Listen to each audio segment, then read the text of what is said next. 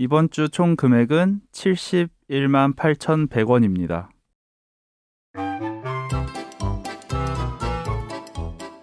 이럴 거면 서점을 살걸.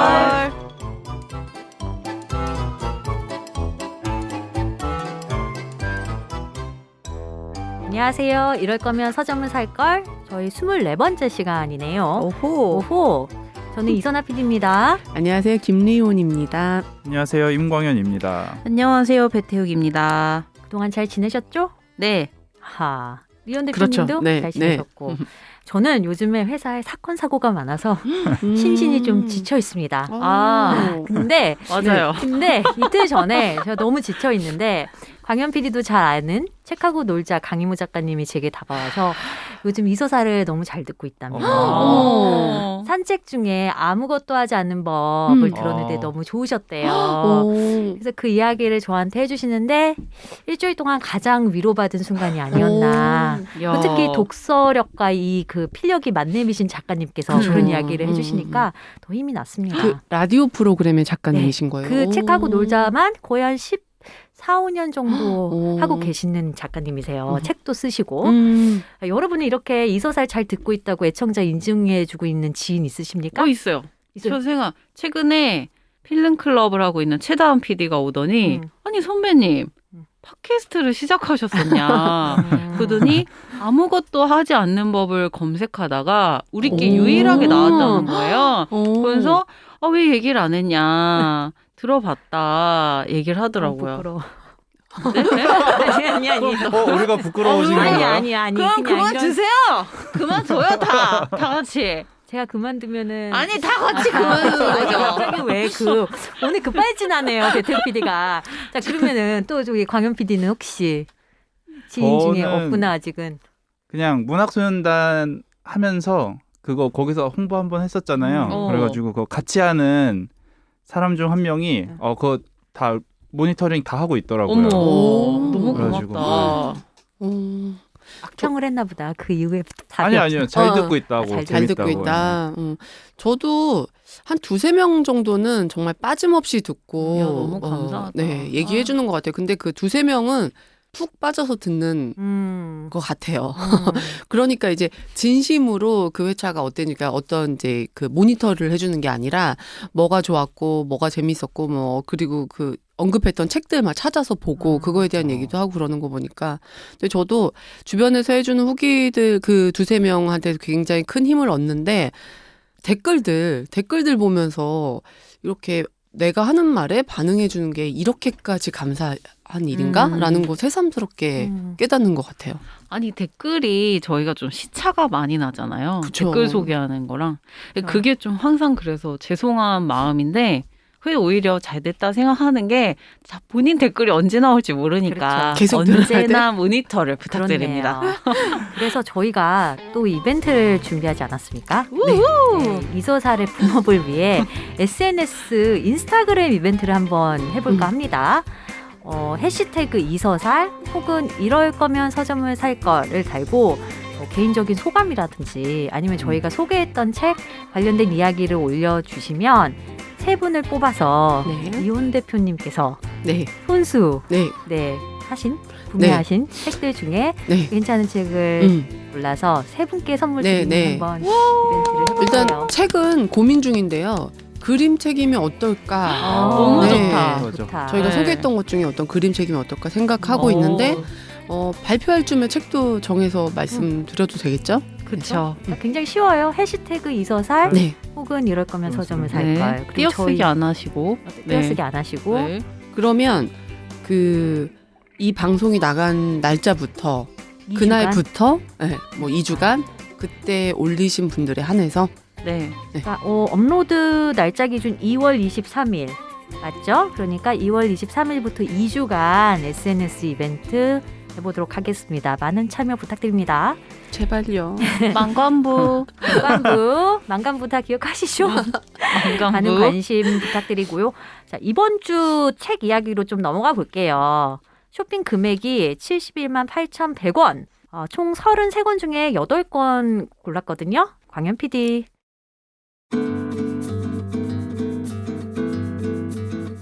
총 33권 중 8권만 선별해서 알려드립니다. 알릭스 팔의 악마, 지옥의 풍경, 요한계시록부터 단테까지, 구병모, 고인은 아니지만, 엘버트 잭, 미식가의 어원사전, 신해욱의 창밖을 본다, 게랄트 휘터의 사랑하지 않으면 아프다, 김수현, 개미는 왜 실패에도 불구하고 계속 투자하는가, 슐로모 산드, 만들어진 유대인, 멀리사 와이즈, 예술가가 사는 집. 자, 이렇게 8권 골랐는데요. 국자영 디렉터가 악마, 부제가 있어요. 지옥의 풍경, 요한계시록부터 단테까지. 이 책이랑 구병모 작가의 고인은 아니지만 이렇게 고르셨어요. 일단 악마 책, 와 제목이 악마예요. 알릭스 파레가 짓고 류재하 님이 옮기신 책인데 이 책 왜 고르셨어요? 또 악마가 나오는 책들이 재밌더라고요. 아하. 이전에 어떤 책들 보셨는데? 그 댄 브라운의 인페르노 인페르노. 그게 몇 부작의 세 네. 번째 거 아닌가? 맞아요. 세 번째 건가? 세 번째 거였던 것 같아요. 그래서 이 책도 좀 재밌을 것 같아서 한번 골라봤어요. 이 책은 그 거장들의 악마 그림을 모아놓은 거라서 그림 보는 책이에요? 재미가 그림 보는 스토리는 재미가 없고. 있죠. 네. 다양한 악마 그림을 네, 즐길 수 네. 있는 책이죠. 네. 찾아보니까 알브레이트 디러, 미켈란젤로, 윌리엄 블레이크, 폴 세잔 등등 맞아요. 미술사 거장들이 악마를 그린 그런 그림들을 쫙 그 정리해 놓은 책인가 봐요. 네, 맞아요. 그래서 그 요새 단테 몇 주년이지? 뭐 하여튼 그 소림서전에서 하는 책방 1층에서 단테 아트북 전시를 하고 있는데 단테의 신곡 읽어보셨어요? 읽다가 말았습니다. 저는 제가 다시 읽어봐야지 하고 저도 어릴 때 읽어보고 못 읽어봤는데 어릴 때 그거를 왜 재밌게 읽었을까가 저의 의문이에요. 저 스스로에게 남겨져 있는 의문인데 지옥이 굉장히 인상적이었어요. 그 자세한 지옥의 묘사와 거기에 이제 역사적인 인물들이 나오면서 어떤 벌을 받고 있는지 이런 게 어릴 때 굉장히 충격이었고 영화처럼 막 생생하게 재밌었거든요. 그래서 저도 지옥이라는 키워드에 좀 관심이 있었던 것 같고 또 최근에 그 단테 아트북전을 하면서 그 그림으로 표현한 그 단테의 신곡을 그림으로 표현한 작가들 여러 작가들 달리도 있고 뭐 윌리엄 브레이크도 있고 그 사람들의 그림을 보면서 다시 한번 이제 상기시켜뒀던 터라 이 책이 좀 관심이 가서 본 거고 또 이렇게 모아놓고 보니까 또 다른 재미가 있긴 하더라고. 그리고 우리가 모르는 세계라 그런지 사실 있는지 없는지 알 수 없잖아요. 그것조차. 그래서 그런지 그렇게 무섭지 않은 것 같아요. 재밌었어요. 근데 그 각자 네. 자기 머릿속에 심어진 그 악마의 형상이라는 게 있잖아요. 이미지. 어떤 이미지로 각인돼 있어요, 악마는? 뭐 연상호 감독의 지옥도 좀 떠오르기도 하고. 저는 제가 카톨릭 신자라서 그런지 성서에서 차용된 이미지들이 많은 것 같아요. 예수님을 시험하는 악마. 근데 그 사파라든지 뭐 그런 이미지가 되게 많거든요. 그리고 어떤 그림으로 딱 말을 하자고 하면 제가 되게 그 프란시스코 고야를 좋아하거든요. 네. 그 특유의 어두움, 다크함이 좋은데 그렇게 자식을 잡아먹는 어떤 악마의 그림이 있어요. 근데 정확한 그림명은 모르겠지만 자식을 삼킨 아버지. 그게 제 머릿속에는 악마의 이미지로 딱 자리 잡혀 있는 것 같아요. 왜인지 모르겠지만 어렸을 때 그 이미지를 보고 혼자 되게 충격을 먹은 기억이 아직도. 혹시 태우 PD는 그런 이미지가 있어요? 악마 하면은 떠오르는 이미지? 저도 제가 교회 다니니까 성경 속의 이미지가 저한테는 그냥 악마의 이미지인 것 같고 그리고 막 이렇게 막 무섭고 이렇다기보다는 저는 조금 친근하고 그런 친근? 어떤 의미로 친근하거나 상냥하거나 뭔가 게임에 빠지게 하거나 유혹하는 네, 저는 그런 이미지가 악마, 뭐 이런. 그런 이미지가 더 강한 것 같아요. 아니 뭐 사람을 홀려야 되니까 뭔가 하나 쓰고 있거나 네, 이런 굉장히 뭐 굳이 막 그렇게 비유를 하자면 뭔가 그냥 영화 속에 나오는 카사노바 같은 이미지 아니면 유혹하는 거니까 메피스토펠레스? 뭐 그런 느낌? 굳이 그렇게 하자면 그런 느낌이 전 더 강한 것 같아요. 황현 PD는 어때요? 저는 그거죠. 반지의 제왕 그 시리즈에 나온 오크들, 고블린들 그런 느낌. 재밌다. 딱 그걸 초등학교 때 봤으니까 뭔가 초등학교 때 봤어요? 네, 그거 초등학교 때 봤어요. 초등학교 때 봤으니까 아하. 무서워. 아니, 그러니까 무섭진 않았지만 하면서 본 딱 그 느낌인 것 같아요. 으라는 거는 살짝 소름 끼치는 으인가요? 뭔가 제가 나한테 온다면 난 피하고 싶다 이런. 그로테스크한. 네. 알겠습니다. 악마 알릭스 파레의 그림책. 그림책이라기보다는 그림이 많이 들어있는 그쵸, 책이죠. 아트북이죠. 아트북 네. 소개해봤고요. 국자용 디렉터의 세컨드 픽은 구병모 작가의 고인은 아니지만 민음사에서 나온 책이고 2009년부터 2011년 사이에 발표한 단편 소설들을 묶어서 출간한 소설집입니다. 구병모 작가 다들 좋아하시죠? 잘 모르는데요. 잘 모르는 작가. 네. 저는 이분의 출세작 그 위저드 베이커리를 아직 못 읽어봤어요. 저도 못 읽어봤어요. 그러니까 저도. 그래요? 그렇게 좋다는데. 그렇게 좋다는데 왜 나 네. 아직도 그 책을 못 읽어봤을까? 왜 못 읽어보셨어요? 아니, 딱 손이 안 갔어요. 이상하게. 저도요. 뭐 자세하게 설명할 때가 오겠죠. 구병모 그렇죠? 작가에 대해서. 그러면 패스. 자, 광현 PD 또한 고인은 아니지만 구병모 작가 책을 고르셨고, 그러면 일단 이거는 패스할게요. 두 번째 책은 미식가의 어원사전이라고 엘버트 잭이 쓴 책이네요. 네. 이 책은 제가 사전을 좋아한다고 했잖아요. 그래서 사기는 사는데 속았다 하는 책들이 좀 있는데 꼭 나쁘다는 소리는 아니에요. 근데 이런 책은 그냥 어쩌다 하나씩 한 장씩 그냥 그 뭐 예를 들어서 디너에 대한 발췌로 디너에 대한 설명이 궁금할 때 읽어보면은 그냥 재밌게 볼 수는 있지만 쭉 한 권을 그냥 한 호흡을 다 읽을 수 있는 책은 아니니까 그래서 이제 근데 또 특히 음식 관련된 거는 제가 음식에 대해서 너무 지식이 없다 보니까 좀 이렇게 지나치지 못하고 사기는 해요. 그래서 몇 개 읽어보다가 이렇게 계속 읽으면 재미없겠다 해서 이제 좀 쉬고 나중에 필요할 때 읽어야지 해둔 상태예요. 뭐 말하자면 음식 평론가가 참고 문헌으로 쓰기 좋은 책이겠네요.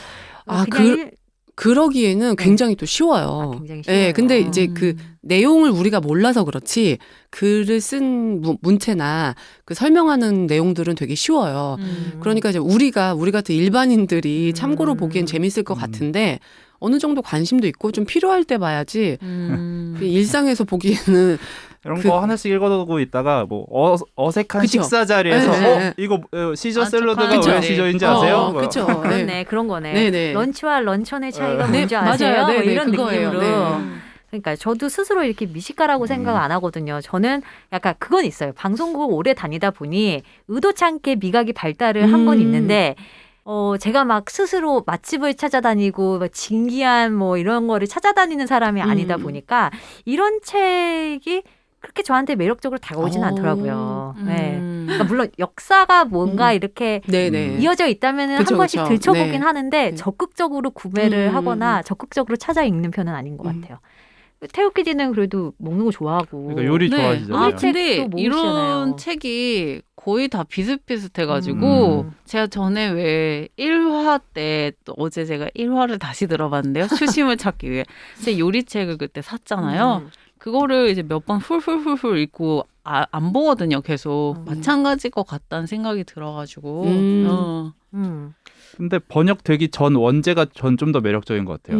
그렇죠. What Caesar did for my salad. 그렇네. 그러니까 시저는 도대체 뭔 짓을 했길래 이걸 시즈 샐러드라고 부르는 뭐 이런 느낌. 네. 그 타이틀도 좀 아쉽네요. 그쵸. 그렇게 차라리 번역해서 냈어도 그쵸. 괜찮았을 것 같은데. 그러게. 그럼 제가 안 샀을 텐데. 아쉽네요. 여러분 사시지 않는 걸로. 자, 태우 PD는 3권이나 고르셨어요? 제가요? 네. 창밖을 본다. 사랑하지 않으면 아프다. 이거랑 아유, 개미는 왜 실패에도 머리가 불구하고 아프네. 계속 투자하는가. 일단은 창밖을 본다. 신혜웅 님이 쓰신 산문집입니다. 시인이시죠. 네. 이 책을 왜 고르셨습니까? 태우 PD? 저는 고르는데 이유가 없습니다. 그래도 뭔가 그렇게 그냥 뭐 되게 이거 책을 골랐어야 될 때 정신적으로 좀 힘들었었던가 봐요. 창밖을 보면서 힐링이 필요했던 순간이었던 것 같고 사랑이라는 키워드는 언제나 제가 관심 있는 키워드이기 때문에 이걸 골랐던 것 같고요. 이 뭐 개미는 실패해도 왜 투자하는가 뭐 이게 당연하죠. 저의 어떤 일상 공기와 같은 거니까 이런 거. 거의 뭐 의식의 흐름을 반영해서 그렇죠. 네. 3권의 책을 골라주셨는데 네. 리온 대표님, 네. 창밖을 본다 신혜욱 시인의 산문집 그러니까 저 만한가요?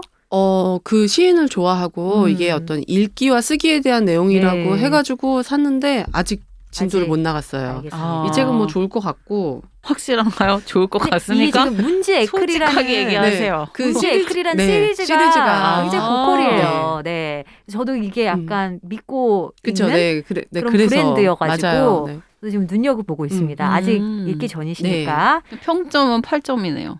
오, 높은데요. 10점 중에 8점. 높은 거 아니에요? 서점 인터넷 거기서. 서점에. 네. 그리고 사랑하지 않으면 아프다. 이거는 독일 심리학자가 쓴 책인가요? 맞아요. 게럴드 휘터. 네. 근데 제가 또 관심 있어 하는 게 항상 뇌과학.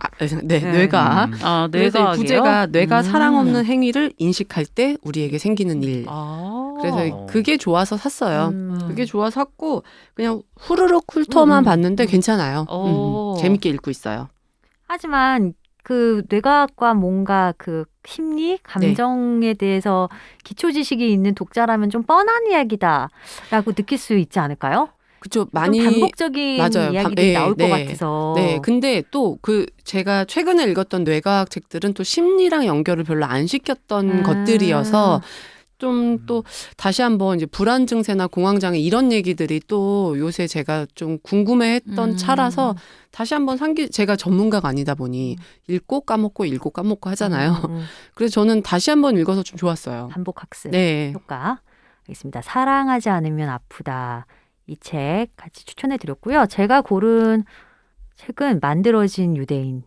슐로모 산드가 네. 짓고 김승환 님이 옮기셨습니다. 4월의 책 출판사에서 나왔는데요. 네. 저 이 책 읽어보고 싶어요. 아, 네. 이거는 훌륭한 책일 것 같아요. 맞아요. 네.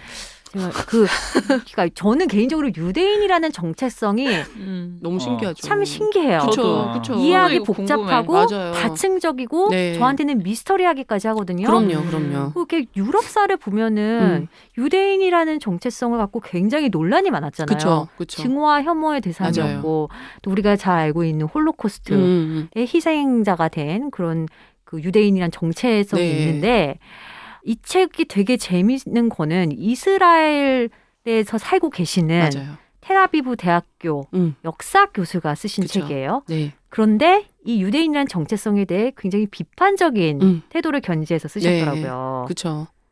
그러니까 사실은 되게 어려운 책이에요. 그 어렵다는 게 책 내용도 쉽지 않지만 책 내용을 말하는 게 아니라 어디서 보느냐에 따라서 피해자가 되기도 하고 가해자가 되기도 하고 의견이 굉장히 이제 극단적으로 갈려서 서로들 얘기를 하잖아요.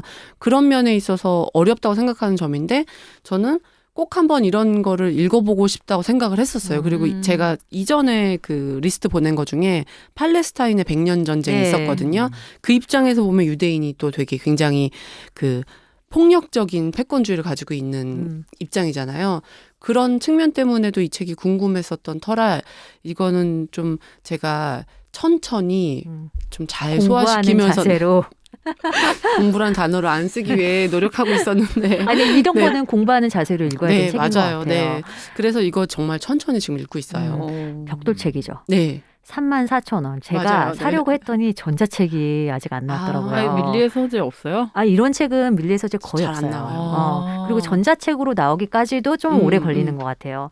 4월의 책 출판사 사장님 꼭 전자책으로 내주십시오. 제가 얘기하고 있겠습니다. 만들어진 유대인. 그리고 제가 고른 또 다른 책은 제목이 멋있어요. 예술가가 사는 집. 멀리사 와이즈가 지었고요. 케이트 루이스가 그렸고 손희경 님이 옮기셨어요. 아트북스에서 나왔습니다. 네. 이것도 아트북이네요. 부제가 지베르니부터 카사 아술까지 17인의 예술가와 그들이 사는 공간. 이거는 이 글 쓴 작가가 예술가들의 집을 여행하듯이 계속 찾아다니면서 그거에 대해서 좀 연구를 했고 우연히 이 그림을 그리는 작가도 그거에 관심이 많다는 거 알게 돼서 둘이 서로 연락을 취하다가 이 책을 내게 됐대요. 근데 그림이 너무 아름다웠고 저는 사실 이게 좀 여러 예술가도 묶여 있고 좀 뻔할 수도 있겠다. 남는 게 그림밖에 없을 수도 있겠다라고 생각하면서도 그림이 예뻐서 샀어요. 샀는데 글도 너무 좋아요. 너무 좋고 그냥 되게 쉽고 어떻게 보면은 그냥 여러 명의 예술가들을 다루다 보니까 깊이가 없다고 생각하실 수도 있지만 읽다 보면은 우리가 몰랐던 디테일들이 많아서 이 작가가 얼마나 많이 조사했을지가 그렇구나. 느껴지고 저는 되게 재미있었어요. 오. 네. 이것도 사야 되나?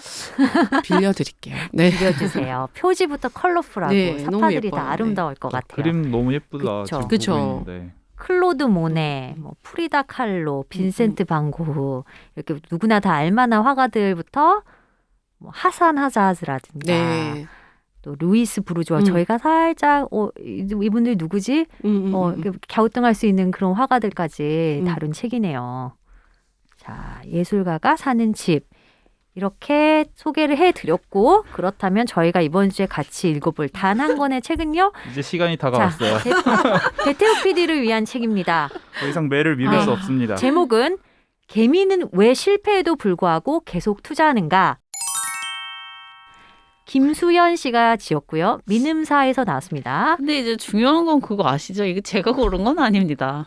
이걸 해보면 어떠니? 네가 주식을 하니까 라고 얘기를 하셔서 픽이 된 거죠. 네.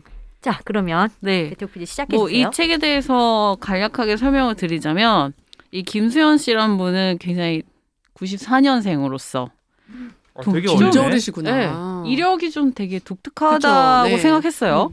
동국대 불교학과에 재학 중이다가 캐나다에 교환학생으로 가면서 인류학 수업에 매료가 돼서 공부를 하다가 다시 대학원에 진학을 했대요. 그러면서 지금은 간호학과에 또 재학 중이신 네. 분이에요. 그래서 결국엔 이건 뭐냐면 인류학 하다가 이대로는 안 되겠다. 투자로 돈을 벌어야겠다. 그렇다기보다 되게 독특했던 게 어릴 때부터 아버지가 야 사람은 투자를 하고 살아야 된다라고 생각을 해가지고 본인은 이제 100억을 벌겠다 투자로. 하지만 이제 그런 결심을 뭐 수업 중에 얘기를 했는데 교수님께서 야 개미는 성공할 수 없어 무조건 지는 싸움이야 이렇게 해서 이거를 반발하면서 아니야 난 내가 맞는 걸 증명해 보이겠어라고 생각하고 조사를 이제 시작한 거예요. 조사를 시작하면서 이제 개인적으로 이 논문을 쓴 거죠 이게. 그쵸. 사실 이 김수연 씨의 논문이라고 생각하시면 돼요 이 책이. 왜 개미는 실패에도 불구하고 계속 투자하는가. 행동을 연구한 건가요? 그러면 약간 개미가 왜 투자에 실패를 하면서도 계속 투자를 할 수밖에 없는지에 대해서도 나와 있고요. 그다음에 그 투자를 하게 되는 배경, 뭐 사회 현상이라든지 문화라든지 그런 것들이 쭉 담겨져 있어요. 크게는. 그래서 그 이야기를 하고 이 되게 재밌었던 게 이 주식 매매방에서 이분이 생활을 하거든요. 몇 개월간. 6개월 정도 네. 있었대요. 6개월. 네. 그래서 그 안에서 그 투자하시는 분들이랑 한 명 한 명 인터뷰를 하면서 그 내용을 담아놨어요. 그러니까 주식 매매방이라는 거를 좀 더 설명해 주시겠어요? 네. 주식 매매방이라는 건 뭔가 하면 그 전업, 소위 말해서 우리가 직업이 뭐 그냥 회사원들처럼 직장을 다니는 게 아니고 정말 전업으로 투자를 하시는 분들, 주식으로 생계비를 버시고 일상생활을 하시는 분들이 모여서 임대 공유 사무실. 그렇죠. 공유 사무실, 공유 작업실처럼 그러니까 독서실처럼 되어 있대요. 우리가 공부할 수 있는. 카톡방 이런 게 아니라 정말 방이었고. 정말 방이요. 방위적인 네. 공간을 매매방이라고 사무실을 해요. 그렇죠. 사무실이 몇 평짜리가 있으면 나만의 공간이 딱 독서실처럼 한 칸씩 있는 거예요. 거기서 이제 9시부터 3시 반까지 회장할 때까지. 이렇게 모여가지고 각자 이렇게 투자를 하시는데 이 룰이 있어요. 뭐 얘기를 하면 안 되고 떠들면 안 되고 뭐 권유하면 안 되고 이제 그런 것들. 되게 근데 재밌는 거는 그 투자방을 운영하시는 분은 투자를 하지 말아라. 네? 그렇게 권유를 이제 인터뷰할 때 제가 좀 재밌었던 이분 투자를 하지 말아라 무조건 실패합니다. 이렇게 얘기를 했었고, 그러니까 뭐 예를 들면 그 투자방이 운영되는 게 한 뭐 20명 정도 될 수도 있고 잘 나갔을 때는 뭐 40명, 50명 이렇게 됐었는데 그 중에 정말 그래도 플러스로 계속 투자에 성공하시는 분은 2분, 3분 정도밖에 안 된다는 거죠. 이제 그런 이야기들이 가득 담겨져 있어요. 그렇죠. 네.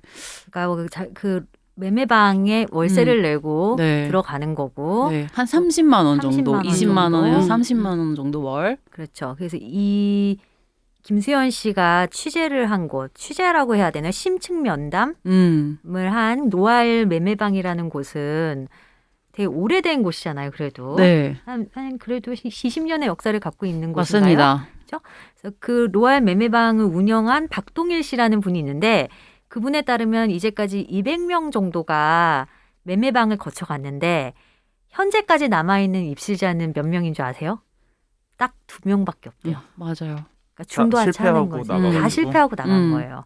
그러니까 원금조차 회수를 하지 회수를 못하고 매매방을 떠났다고 네. 해요. 이 매매방에 굳이 월세를 내가며 들어가는 이유는 여기서 공유되는 어떤 정보가 있기 때문인 거예요? 아니면은 그렇다기보다는 그런 거예요.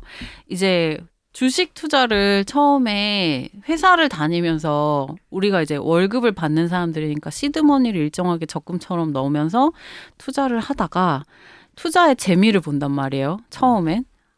초반에는 재미를 보니까 이거 내가 큰돈 넣어가지고 하면 훨씬 많은 수익이 생기겠는데? 나 할 수 있을 것 같은데? 라는 마음으로 여기에 올인을 해서 전념을 해보자라고 생각하는 부류가 있고요.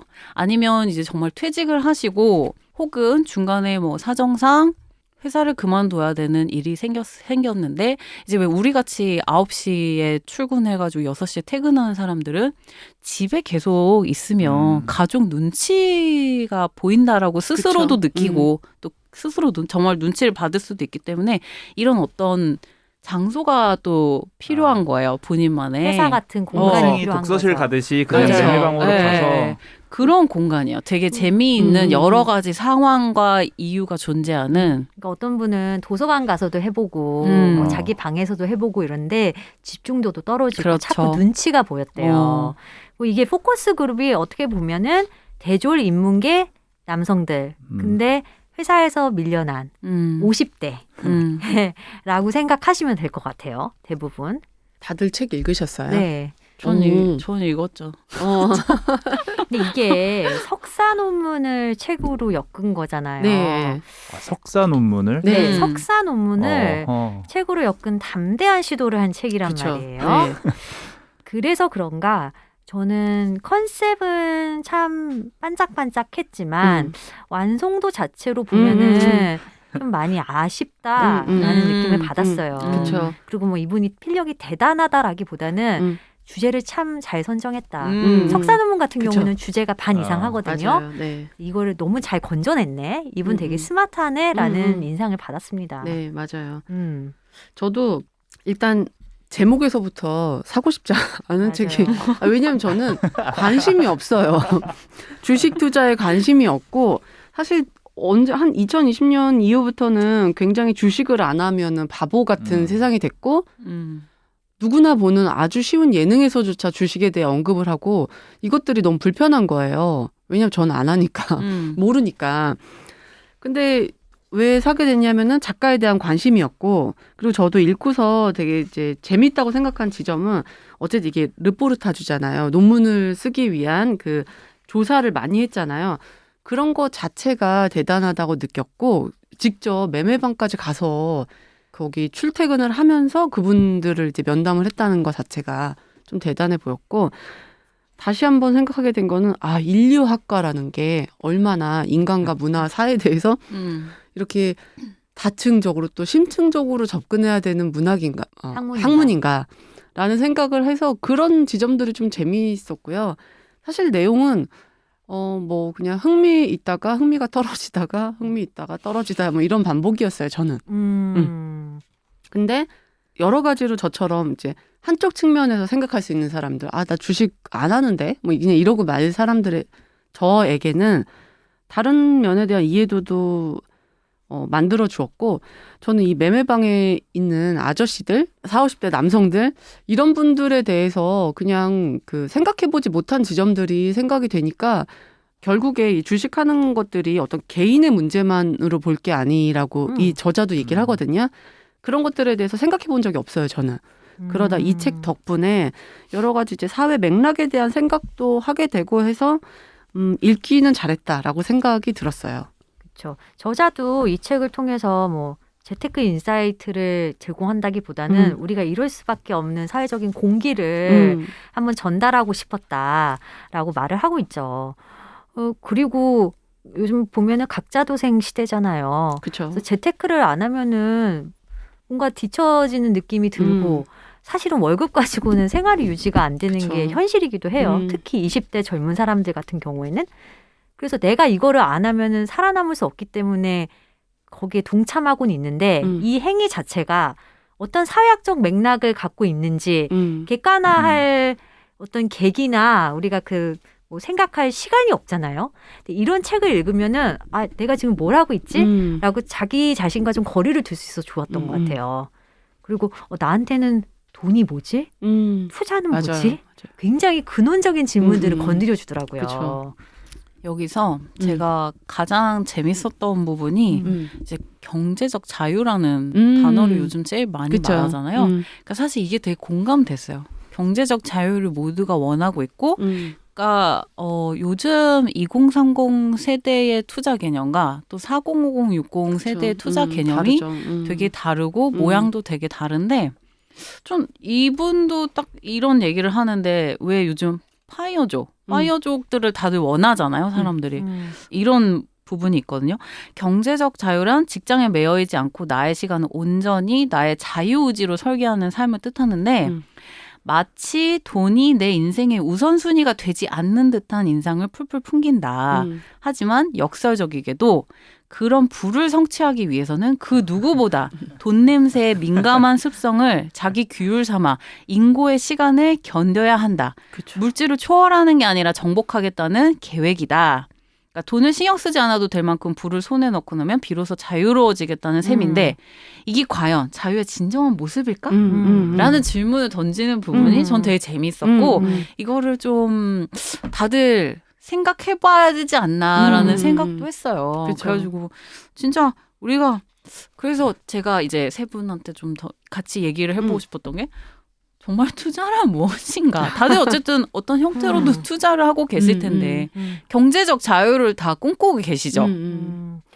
다 꿈꾼다. 꿈꾸겠죠. 꿈꾸시죠? 그걸 아니라고 하면은 그쵸. 자기 기만이겠죠. 저는 음. 이런 질문을 받을 때 우리가 그래도 책을 다루는 팟캐스트니까 네. 도스토옙스키가 한 돈에 대한 가장 유명한 말 있죠. 돈은 주조된 자유다. 오. 그런 말 계속 그래요. 떠오르게 돼요. 오. 그도 돈 때문에 글을 그렇게 썼거든요. 우리도 결국엔 아무리 포장을 하지만 돈 때문에 회사를 그렇죠. 다니고 돈 그렇죠. 때문에 뭐를 하고 다 그러고 있단 말이에요. 그래서 그 돈에 대해서 이중적인 태도를 보이는 게 이제까지 대다수의 사람들의 어떤 뭔가 모습이었다면 요즘의 분위기는 좀 솔직해지고 그거에 대해서 굉장히 적극적으로 좀 들러붙어 보자라는 게 아닌가.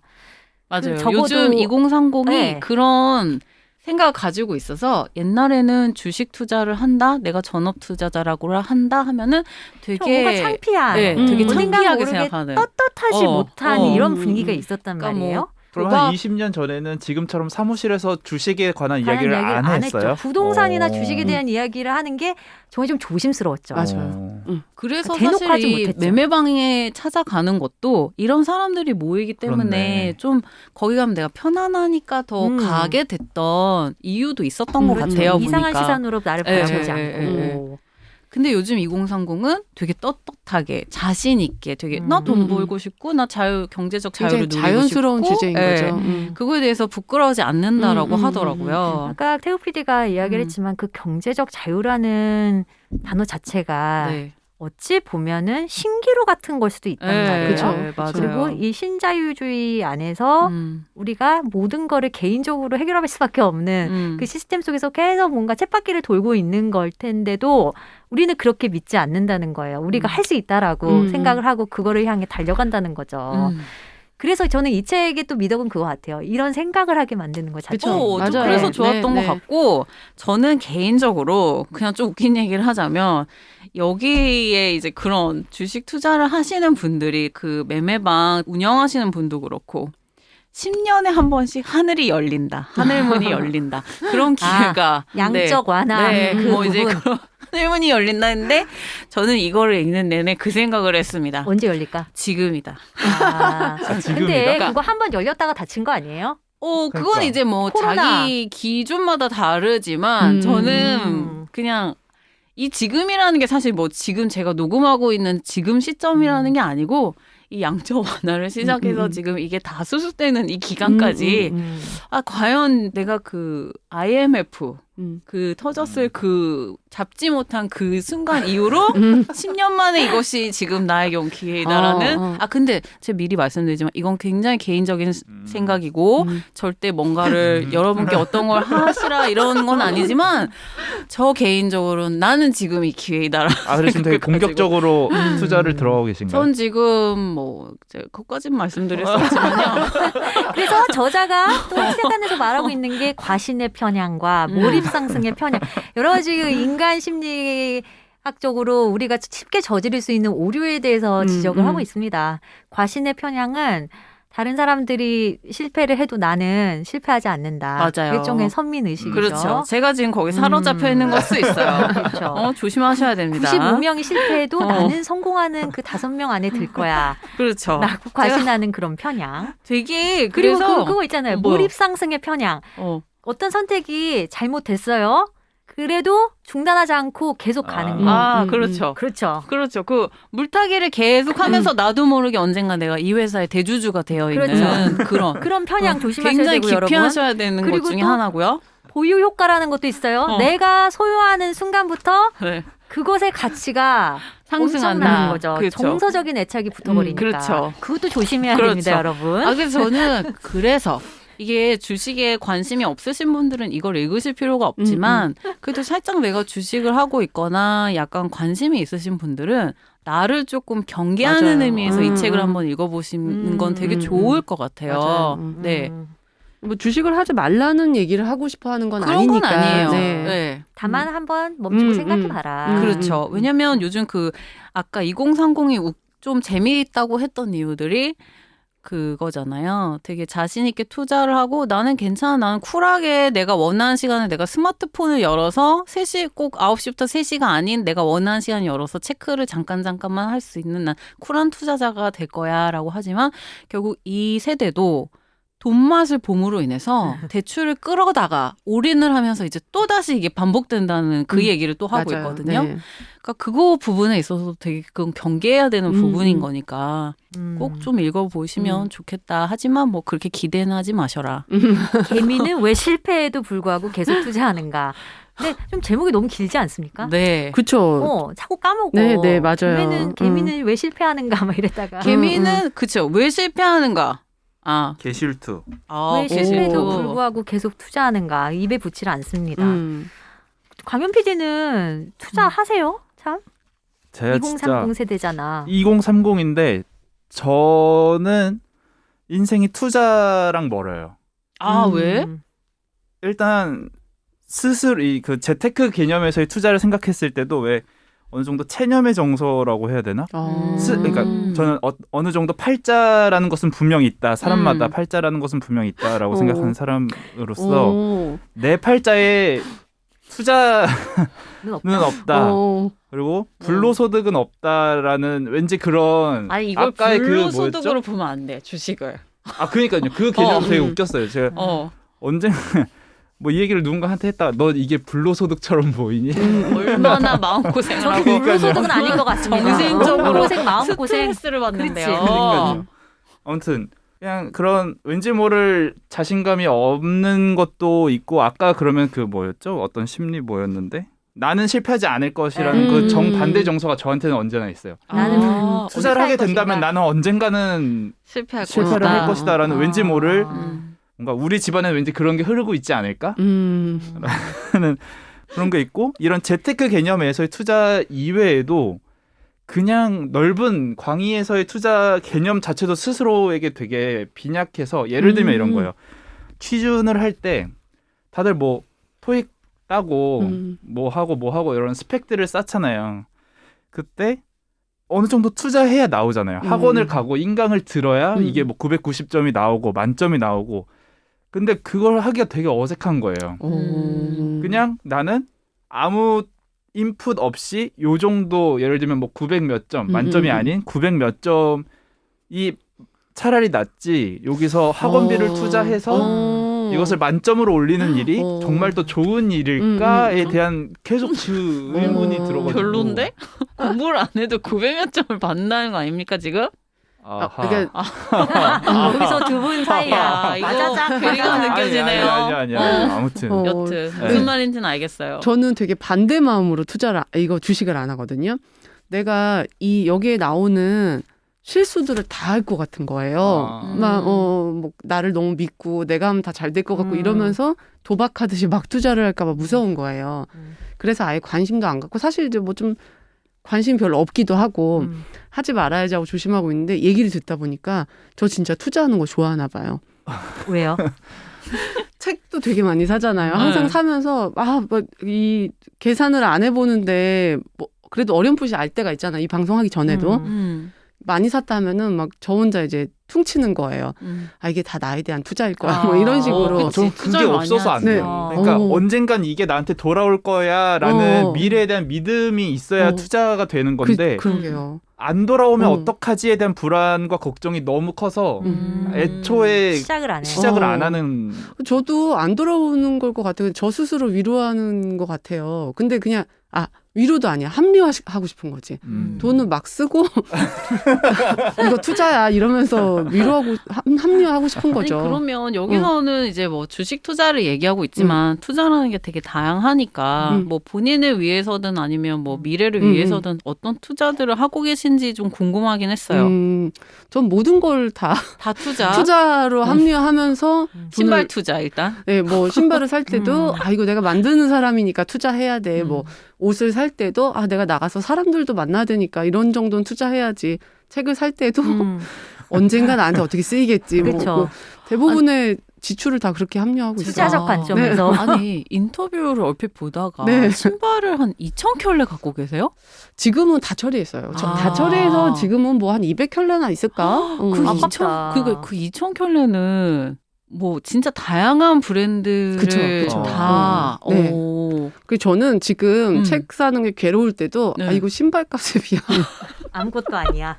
예전에 1이야. 네, 예전에 제일 비싼 신발이 얼마였어요? 근데 그때 당시에 네, 되게 예전이거든요. 네. 제가 신발을 그 2,000켤레나 갖고 있다 뭐 인터뷰했던 게 한 30대 뭐 초중반까지인데 그때 당시에 제일 비싼 게 뭐 200만 원짜리 신발이었는데 그때 당시면 엄청 비싼 엄청 그 비싼 가격이면. 네. 지금은 신발이 그 명품으로 가면은 1,200은 뭐 우습거든요. 근데 그때 당시에는 100만 원짜리 신발이 있다고 하면 신발이 100만 원 막 이럴 때였어요. 그래서 그때 200만 원짜리 신발이 있다고 얘기했을 때는 잡지사에서 그 신발 막 찍어가기까지 했었어요. 와, 그 어느 브랜드의 신발이었는데 그렇게 비쌌어요? 혹시 이런 거는 배틀 때문에 관심이 많아요. 정말 어디서 그렇게 강은이랑 나는 뭐 르네카우빌라라고 신발로 처음 들어보는 저는 잘 약간 모르는 신발로 치면은 하이 주얼리 같은 느낌. 네, 그 실제로 보석을 하나하나 손으로 수작업하는 그런 신발이에요. 아직 가지고 계세요? 그거는 가지고 있어요. 나중에 저희 한번 보여주세요. 사진. 네네네. 이야, 대단하다. 그 신발에 투자하시고. 네. 저는 뭐 투자하는 게 글쎄요. 아침에 사실은 그 배틀 PD가 이 질문 보내줘가지고 남편한테 당신은 뭐에 투자하고 있냐 라고 했더니 부부는 서로한테 서로 투자하는 거 아니냐. 그래서 감정을 투자하고 계신 건가요? 감정 투자. 그래서 저희 남편은 저에게 하이 리스크, 하이 리턴이 될지 로우 리턴이 될지 모르겠지만 하이 리스크예요. 하지만 저희 남편한테 저는 로우 리스크 하이 리턴이겠죠? 그런 농담을 했고 제가 투자하는 거는 시간을 생각을 했을 때 그래도 책 읽기가 아닐까? 저의 그 많은 시간을 책에 투자를 하고 있으니까. 근데 그래서 내가 뭘 어찌에 대해서는 아직까지 확신은 없어요. 그쵸. 맹목적인 게 있죠. 맞아요. 그냥 그 주는 행복 굉장히 추상적인 단어일 수 맞아요. 있지만 우리도 뭐 실패하고 있을 수도 있어요. 그럼요. 우리의 지금 투자에. 그래서 제가 뭐 네. 책을 한 권 낸 것도 아니고 유명 인사가 된 것도 아니고 음. 남들보다 뭐 눈에 띄게 지혜로운 것도 아니고 뭐 지식이 많은 것도 아니잖아요. 그럼에도 너무 공감해요. 불구하고 내가 네. 계속 이거를 하고 있는 거는 저거 겸손하다 해야 되는 건지 재수 아니면 없다고 해야 되는 건지 건지 제가 뭐 잘 그렇습니다. 모르겠습니다. 그래서 제가 저기 꾸준히 투자하고 있는 건 제 남편입니다. 아유 그래서, 인정. 네, 인정합니다. 남편 광현 듣고 있나? 권현 PD는요? 아까 말했듯이 진짜 투자를 안 하는 사람 아무리 생각을 해봐도 그거였죠. 문학소년단. 그러니까 그냥 나중에 내가 한 60대에서 이걸 들어봤을 때 60까지 한다면 얼마나 재밌을까. 20대에 내가 이런 말들을 했구나. 20대 나 이 책 읽고 요런 말 했구나가 50 돼서 60대에서 들으면 너무 재밌을 것 같은 거죠. 그것만을 바라보면 물론 지금 하는 것도 재미있지만 나중에 얼마나 재밌을까 이런. 와, 저에게 또 이서살도 그렇겠네요. 네. 그렇죠. 이소살도 그렇죠. 나중에 재밌을 날이 오길 바래요. 저 지금은 저는 저 그냥 이것저것 얕게 다 투자. 아니 배태욱 PD 비밀이 많다? 그렇게 우리가 구체적으로 맞아. 디테일을 아니야. 알려달라고 하면은 비밀이에요. 아니고 비밀이 아니고. 실드 친다 그렇게. 그것까진 말할 수 없대 항상. 그러니까 그 비밀이 아니고 이제 너무 그냥 저는 투자라는 게 없고 그냥 그때그때 제가 꽂히는 거에 좀 할애를 하는 것 같아요. 요즘에 이제 책을 또 이제 읽으려고 하다 보니까 책이 좀 재밌기도 하고. 자꾸 도망가네. 아이고, 이서살에 투자하고 있습니다, 저는. 참. 네. 알겠습니다. 김수연님이 쓴 개미는 왜 실패에도 불구하고 계속 투자하는가 저희 같이 이야기해봤고요. 댓글로 넘어갈게요. 네. 주리허니님께서 아무것도 하지 않는 법 후기 남겨주셨어요. 시내타운 19 타고 들어왔고 19을 10년 가까이 들으면서도 댓글을 쓴 적이 없는데 이서살에 댓글을 씁니다. 너무 좋아요 이서살. 작년 6월에 아버지 돌아가시고 책이 읽어지지 않는 시간을 보냈었는데 지금은 다시 읽고 싶습니다. 이서살이 큰 힘이 되었습니다. 나의 입생로랑을 구매하고 딸에게 보여줬는데 이미 딸아이가 도서관에서 빌려서 읽고 있는 중이었더라고요. 이렇게 행복한 사람이 있으니 자부심 뿜뿜하시고 순위 신경 쓰지 마시고 지금처럼 함께 해주세요. 운전 중에 반복해서 듣고 있습니다. 너무 감사합니다. 그래서 한번 징징거릴 필요가 있었어요. 네. 이렇게 다들 따뜻한 말씀을 그쵸. 해주시니까. 맞아요. 아니, 팔로워 구독해주신 분들이 449분인데 계속 왔다 갔다 네, 하더라고요. 50에서 47까지. 들어왔다가 들어왔다 하는데 여기 댓글을 달아주신 분들을 맥시멈 잡아도 20분이면 나머지 429명은 다 어디서 뭘 하고 계시는 건지 제가 많이 궁금합니다. 좀 이렇게 본인의 정체를 좀 드러내 주시면 너무 좋을 것 같아요. 저희 너무 힘이 돼요. 저희 이모가 네. 운전하면서 이서살 듣는데 이분이신가요? 주리허니님이신가요? 아니세요. 친이모. 어. 이모가 이서살 운전하면서 들으시는데 배태욱 PD 팬이라고 진짜 전해달라고. 너무 감사합니다. 제 팬이라고 해주시는 분들은 참 제가 참 감사하고 아니, 초심을 잃지 말아야겠다. 그 초심이 뭐예요? 나 궁금해서. 초심을 초심이 잃지 뭐야? 않겠다. 초심은 책을 읽지 않는 않겠다요.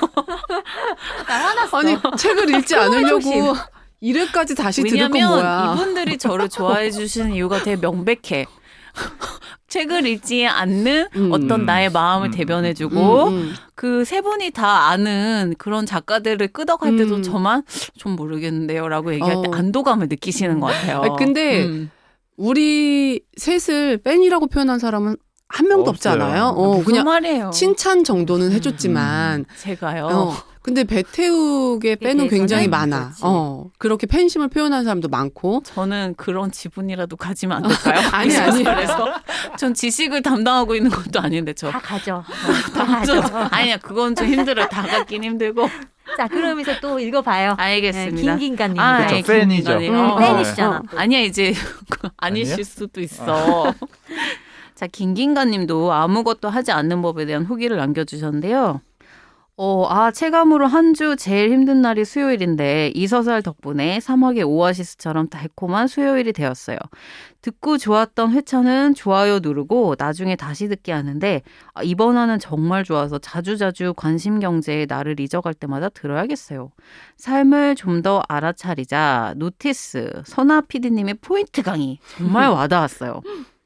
관심경제 속에서 무얼 위해 사는가를 질문하다가 삶을 알아차리는 것에 이야기를 듣다 보니 저는 동물원 가기, 자전거 타기, 지하철 대신 버스 타고 천천히 둘러가기, 노래 부르기, 등산하기, 살면서 즐길 행복한 미션들이 많구나를 깨닫게 되네요.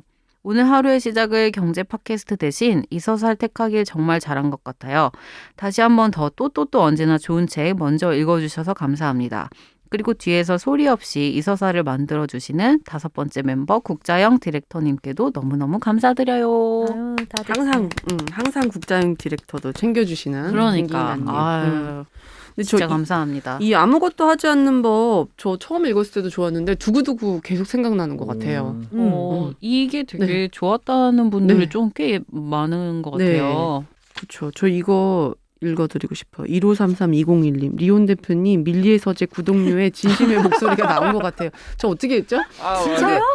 근데 진심이었어요. 진심이었고 지금 그래서 아니 바꿨어요. 500원 수정됐어요? 쿠폰 받는 네. 분인데. 그러니까요. 3,000원이나 차이 나는데. 그렇지. 그래서 이거 아이폰으로 해지하고 PC로 들어가서 했더니 아. 9,900원 맞더라고요. 저도 이제 밀리의 서재 구독되잖아요. 남편 회사에서 이게 지원해 오. 주셔가지고 아. 저도 와. 이제 되는 오, 여자입니다. 근데 문제는 이 서살에서 다룬 책들 검색해 보니까 많이 없더라고요. 많이 없어요. 네. 이렇게 있는 책을 앞으로 좀 사주셨으면 네, 알겠습니다. 네. 위주로 좀. 강현 PD 해주세요. 내 친구 삼총사님께서 진정한 우정 서울 구경편 후기 남겨주셨습니다. 관계와 서울살이에 대한 이야기를 그 어느 때보다 더 공감하고 뒤돌아보며 들었답니다. 간만에 서점에 들릴 것 같아요. 감사합니다. 출신. 저는 여태껏 4분이 진행하시는 줄 알았어요. 웃음 땀땀. 네 명이 하는 거 맞는데 국자형 디렉터를 언급해서 이렇게 그렇죠. 쓰신 건가요? 네 그런 명이 것 하는 거 같아요. 맞아요. 네, 그렇지만 5명이 만들고 있죠. 스포츠까지 읽어주세요. 본인이. 네, 같은 편에 스푸크님께서도 댓글 달아주셨는데요. 확실히 광현 PD님의 확신에 찬 어조에 자꾸 영업당하는 것 같아요. 노마 피플.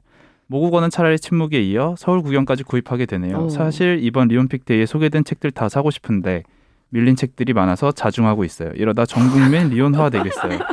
출판사만 신나겠네. 그렇지. 아니 근데 이 서울 구경은 진짜 재밌더라고요. 저도 그쵸. 봤지만 되게 재밌었어요. 전 국민은 아닐 거예요. 일단 태우기가 있으니까. 그럼 신디 양님께서 랭보 서한집과 이제 로스트 후기를 남겨주셨는데요. 랭보, 저는 토탈 이클립스의 레오나르도 디카프리오밖에 생각이 안 나서 그 이후에는 시를 읽어볼 생각도 안 했는데 세 분 이야기를 듣다 보니 저만의 문제가 아닌 것 같아서 위안을 얻고 갑니다. 이봐요. 그나저나 태욱 PD님 빠지시면 안 돼요. 이 서살의 맛은 책에 대한 다양한 생각 나눔인데 다음 주에도 꼭 4분 다 함께 이 서살 방송해 주세요. 그럼요. 저는 걱정하지 마세요. 언제나 안 읽고 이 자리에 가만히 있겠습니다.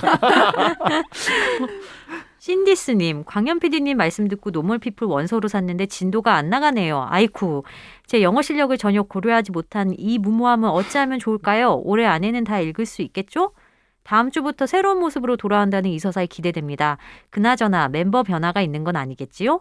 새로운 멤버는 환영하지만 누군가가 하차하시는 건 절대 아니기에 수요일에 만나요. 저희가 그때 코너 개편을 살짝 했었죠. 멤버 교체는 아니었습니다. 자, 그 다음에 재밌음 하악하는 야옹님. 이분도 랭보 서한집과 로스트 길 잃은 날의 기적편을 남겨주셨어요. 하악하악하. 이거 재밌을 때 남긴다고 그쵸? 했죠? 네. 이 서살 듣고 저는 오히려 랭보에 관심이 생겨서 나무 위키 들어가 검색해 봤습니다. 서한집은 바로 읽어볼 단계가 아닌 것 같지만 랭보에 관한 다른 책과 토탈 이클립스는 한번 봐야겠습니다. 씁니다. 이렇게 말하네요.